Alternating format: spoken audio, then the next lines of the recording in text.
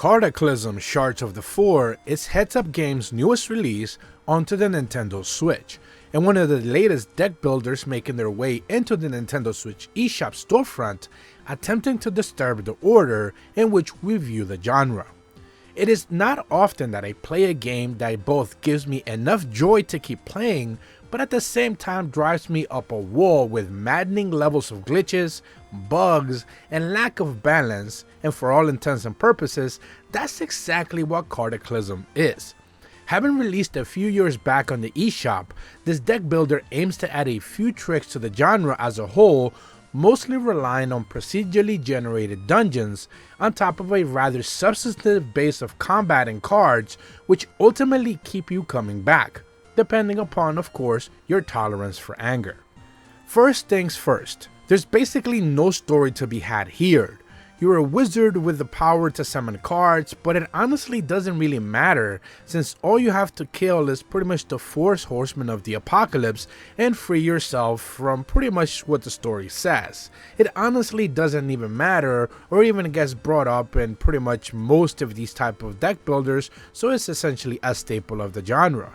However, each run you're starting in a procedurally generated dungeon, and you're free to pick up different goodies like runes, which will raise the value of each of the cards that you can summon, shards for you to buy extra cards at the shop back in the pub, and tons of debuffs and different buffs for your next battle, and of course, the inevitable enemies.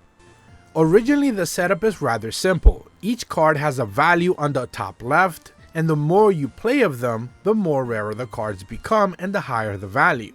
On the top right, they have a soul value. This is to show how many cards can you have on the same field based on how strong they are, as they have separate values from essentially their attack and their health. On the bottom left, you have their attack value, and on the bottom right, you have their actual health, alongside any skills, passive boosters, and certain traits that you can expect each of the one cards to have. Any given turn, and all of your cards can essentially attack, and vice versa. Only the first time that card is attacked though, whenever it's essentially targeted by your enemies, is when you can retaliate and do damage that way. So essentially most of the time, you're only going to be doing damage whenever it is your turn to attack, unless you build a retaliate deck right from the onset, which I highly recommend. Cards get stronger with different elemental attributes and skills as you progress, and there's about 200 different cards in total to collect essentially. You can also merge 2 lower level cards to craft a more powerful card, which works relatively well. You can trade cards in the stores front as well whenever you make it back into town, and plenty of different routes for you to be able to get more powerful cards, although it does take a while. Ultimately, the gameplay here is strong enough, and is certainly the thing that will keep you coming back. The drawbacks though are plentiful, starting with plenty of jank. Simply put, this game is buggy and the UI cursor acts out on its own. For example, if you're trying to pick a card on the left side, the UI sometimes will pick one on the right instead. If you try to target a specific enemy, you would imagine that the UI can sort that out, but instead it will attack the enemy right next to it. These are things that should have been ironed out since launch, but they're still there. There's just layers and lack of polish that need to be addressed, and honestly, it would go a long way to do half of the work to save this game, because the other half is the dungeon exploration is relatively terrible. Each section of the dungeon is stitched together via the random generation, so you'll often get to places where you, for example, find a bridge, and on the other side it leads to a dead end, because the stitching just didn't work properly. So the proper path to the boss that basically takes you to the end of a level is on another route. That's not to say that you have to backtrack or retrace your steps often, it's that the greater stitching work for randomly generated dungeons isn't just properly programmed, so the game just randomly throws dead ends at you pretty much everywhere you go, and this happens pretty much all of the time.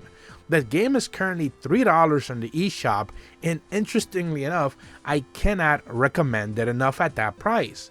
But if you know what you're getting into, a janky card deck builder with some UI issues. But if you're able to get past it, man, there is so much fun to be had here, albeit it's all dependent on just how much you're willing to put up with it, which is a real bummer, which is mostly why I wanted to make this review video, to try to get the attention of the developers, hoping that they could do a little bit of a clear path, maybe just a patch to address some of the UI jank and make it a little bit more playable, because this game certainly is fun. Maybe there's some non-balance issues that I've seen other people complain about, but it's a lot of fun. It's the glitches and just the UI randomness of it not properly working well that really holds it back. Nintendo Sphere gives Cardaclysm on the Nintendo Switch a 6 out of 10. If you're brand new to my channel, be sure to leave a like and subscribe, hit the bell to receive notifications when the videos go up, and as always, thank you so much for watching. See ya.